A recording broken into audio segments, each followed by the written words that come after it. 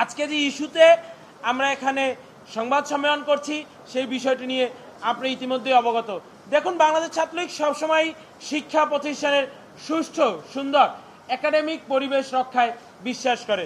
বাংলাদেশ ছাত্রলীগ সবসময় বিশ্বাস করে যে ৭৫ পরবর্তী সময়ে এদেশের শিক্ষা প্রতিষ্ঠানগুলোতে যেই ঝঙ্কা বিক্ষুব্ধতার সময় গিয়েছে, যেই অস্ত্রের ঝঞ্ঝানি গিয়েছে, এদেশের মানবিক বিদ্যালয়গুলোকে, মানবিক বিশ্ববিদ্যালয়গুলোকে, মানবিক শিক্ষা প্রতিষ্ঠানগুলোকে দানবীয় অস্ত্রালয়ে পরিণত করার যেই প্রয়াস আমরা ইতিহাসের পাতায় লক্ষ্য করেছি, সেখান থেকে যেভাবে শেখ হাসিনার নেতৃত্বে এদেশের শিক্ষা ব্যবস্থা ঘুরে দাঁড়িয়ে পুনরায় মানবিক শিক্ষা প্রতিষ্ঠানে রূপ নিয়েছে, সেই ধারাকে আমরা বজায় রাখতে চাই। বাংলাদেশ ছাত্রলীগের থেকে বেশি আন্দোলন এদেশের রাজপথে কোনো ছাত্র সংগঠন কিংবা ছাত্র সমাজের পক্ষে কারো করার ইতিহাস নেই। আমরা সবসময় বিশ্বাস করি জনদুর্ভোগ তৈরি করে, মানুষের ক্ষতি করে, মানুষের জানমালের নিরাপত্তা বিঘ্নিত করে কিংবা রাস্তায় মানুষের সমস্যা করে কোনো যৌক্তিক দাবি আদায় সমুচীন নয়। পাশাপাশি যে ইস্যুটি নিয়ে গত কয়েকদিন ধরে আলোচনা, সেটি হচ্ছে কোটা ইস্যু।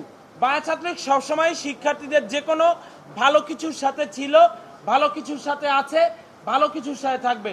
পৃথিবীর সকল স্থানেই কোটা ব্যবস্থা সময়ের সাথে সাথে রিফর্ম হয়, বাংলাদেশেও এর ব্যতিক্রম হওয়া কোনো সুযোগ নেই, বাংলাদেশে এর ব্যতিক্রম হবে না।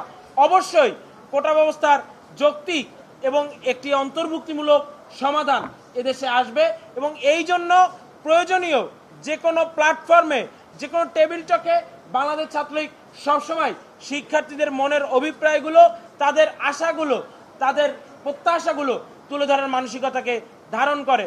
আজকে যেই বিষয়টি নিয়ে কথা বলা হচ্ছে, গতকাল আদালতের আদেশের পরেও যেই বিষয়টিকে আবারও তুলে ধরে কিছু সমস্যা সৃষ্টি করার অপচেষ্টা হচ্ছে, সেই বিষয়টি নিয়ে বলা হচ্ছে নির্বাহী বিভাগের আদেশ দিতে হবে। নির্বাহী বিভাগের সর্বশেষ কোটা নিয়ে আদেশ হচ্ছে ২০১৮ সালের পরিপত্র। ২০১৮ সালের পরিপত্রে কিন্তু কোটা ব্যবস্থা বাতিল করা হয়েছে। এরপরে কিন্তু এখন পর্যন্ত নির্বাহী বিভাগ কোনো আদেশ দেয়নি। নির্বাহী বিভাগের এই পরিপত্র নিয়ে আদালতের শরণাপন্ন হয়েছেন মানুষ, সেখানে আদালত এই বিষয়টি নিয়ে তাদের মতামত দিয়েছে। পুনরায় কিছু শিক্ষার্থী রিটের প্রেক্ষিতে গতকাল আবারও আদালত একটি মতামত দিয়েছে। এখন অপেক্ষা, প্রথম যে মতামতটি আসলো সেটির পূর্ণাঙ্গ রায় তো আগে হাতে পেতে হবে। সেটির পূর্ণাঙ্গ রায় যাচাই বাছাই করে গতকালকে যেই বেশটি আদালত যেই সিদ্ধান্ত দিয়েছে, সেই সিদ্ধান্তের বিস্তারিত তারা প্রদান করতে পারবে।